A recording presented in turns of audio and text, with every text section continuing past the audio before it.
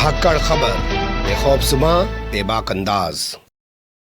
धाकड़ खबर के न्यूज़ से मैं आपके साथ हूं अकरम रईस खान। फिर से एक बार दंगल डिबेट शो को होस्ट करने वाली आज तक की एंकर चित्रा त्रिपाठी भारतीय जनता पार्टी की आधिकारिक संस्कारी प्रवक्ता जैसी साबित हुई है। नरेंद्र मोदी नहीं, आदित्यनाथ योगी को डिफेंड करने के लिए फिर से एक बार चित्रा त्रिपाठी विपक्षी पार्टी के प्रवक्ताओं से जा भिड़ी है। उसके बहुत सारे वीडियोस आज सुबह से सोशल मीडिया पर खूब वायरल हो रहे हैं। उन वीडियोस के आधार पर लोग इसकी पत्रकारिता को लेकर, इसके चाल चरित्र और चेहरे पर कई तरह के गंभीर सवाल खड़े कर रहे हैं। लेकिन हमारा कहना यह है कि अभी भी असल सवाल को गायब कर दिया जा रहा है या उसको उठाया ही नहीं जा रहा है, क्योंकि असल सवाल है संयोग और प्रयोग के बीच। जी हां, असल सवाल है संयोग और प्रयोग के बीच, क्योंकि अकेली चित्रा त्रिपाठी ऐसी एंकर नहीं है जो भारतीय जनता पार्टी का प्रवक्ता बनने की होड़ में लगी हुई है। उसके अलावा और भी कई महिला एंकराइन हैं जो इसी तरीके का चाल चरित्र और चेहरा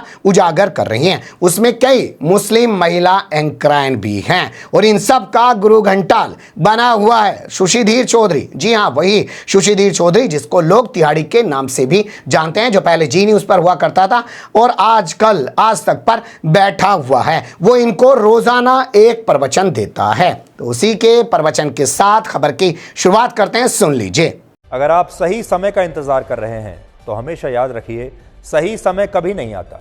जो समय चल रहा है आपको उसी को सही बनाना पड़ता है। सुन लिया क्या प्रवचन दिया है बाबा जी ने। बाबा जी ने बताया कि वक्त कभी भी अच्छा नहीं होता है, आपको वक्त के हिसाब से अपना फ़ायदा निकालना चाहिए। यानी सत्ता चाहे देश के लिए कुछ कर रही हो या न कर रही हो, देश के सामने कैसे भी हालात हो, किसान मर जा रहे हो, मजदूरों के सामने भूखे मरने की नौबत हो, देश का कुछ भी हो रहा हो पूरी दुनिया के अंदर, लेकिन आप अपना उल्लू सीधा करते रहिए सत्ता की भक्ति करके। तो ये प्रवचन दे रहा है और इसके प्रवचनों का असर भी हो रहा है कि भारतीय जनता पार्टी का प्रवक्ता 4100 करोड़ को 4100 करोड़ समझ नहीं पा रहा है, 4100 करोड़ बोलकर उसको सही कहने की कोशिश कर रहा है और जो एंकराइन है मोहतरमा वो उस पर सवाल तक नहीं उठा पा रही है। कहाँ पिछले साल जो इंडोनेशिया बाली में हुआ था वो 300 कुछ करोड़ और हमारे यहाँ जो बजट बताया जा रहा है वही 4100 करोड़। सैयद जफर इस्लाम, अंधाधुंध पैसा बहा दिया पानी की तरह।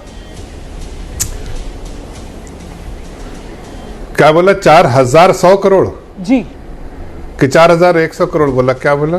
4100। दोनों फर्क इसलिए पूछ रहा हूँ 4100 करोड़ आंकड़े में। 4100 करोड़। हाँ, तो अब जवाब देता। हाँ, तो 4100 और 4100 करोड़, 1000 करोड़ में फर्क है। तो एक मिनट में जिसके जवाब देता हूँ। पहले तो 12 लाख के घोटाले इनको साथ लाने में कामयाब होते हैं।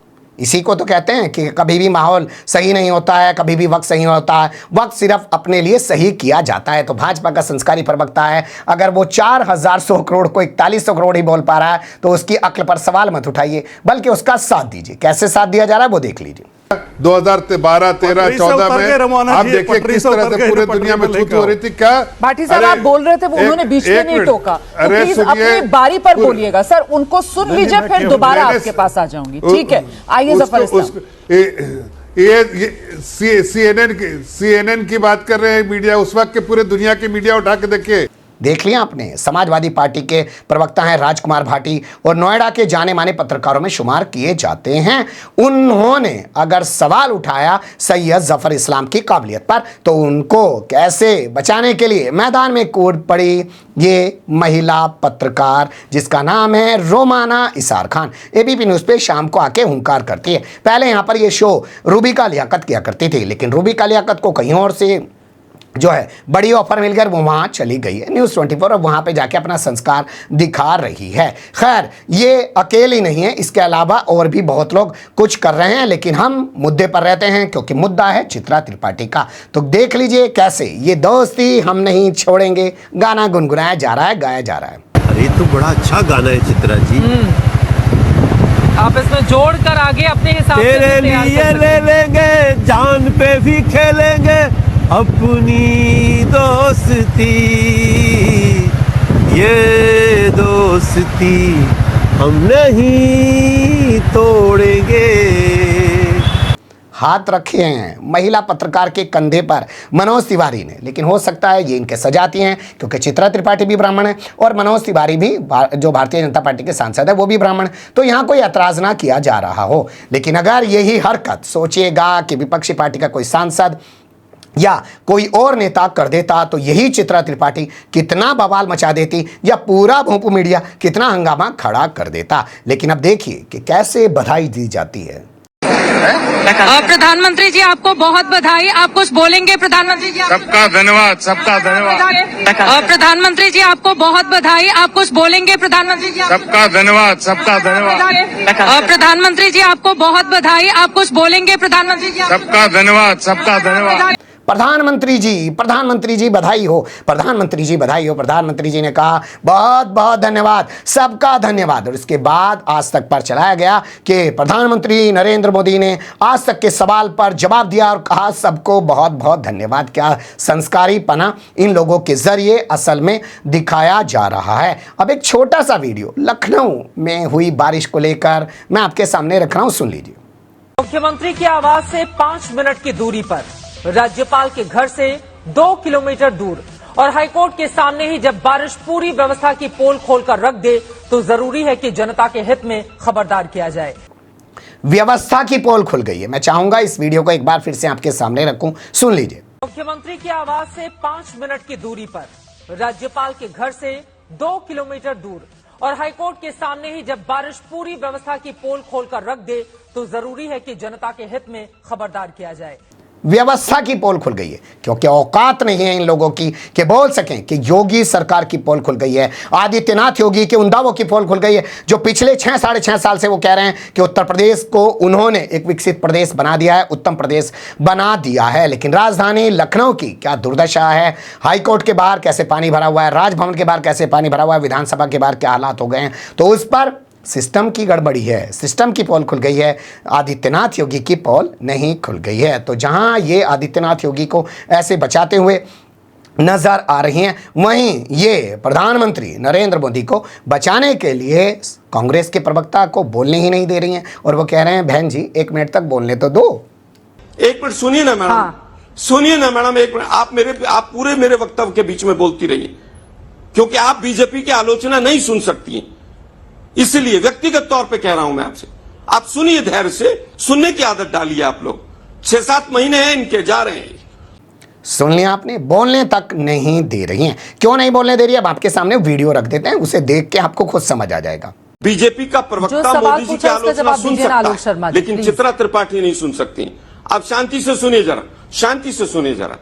अगर हमारे यहां पर पंडाल बनता है और इतने बड़े आयोजन में पूरे सोशल मीडिया पर चल रहा है कि उस पंडाल में पानी भर गया और वो पंडाल का ठेका अभी तक जो खबर आ रही है उसमें बिना टेंडर के दिया गया, 3-4 कंपनियों ने सारे काम किए, क्या इसके ऊपर आलोचना नहीं होनी चाहिए?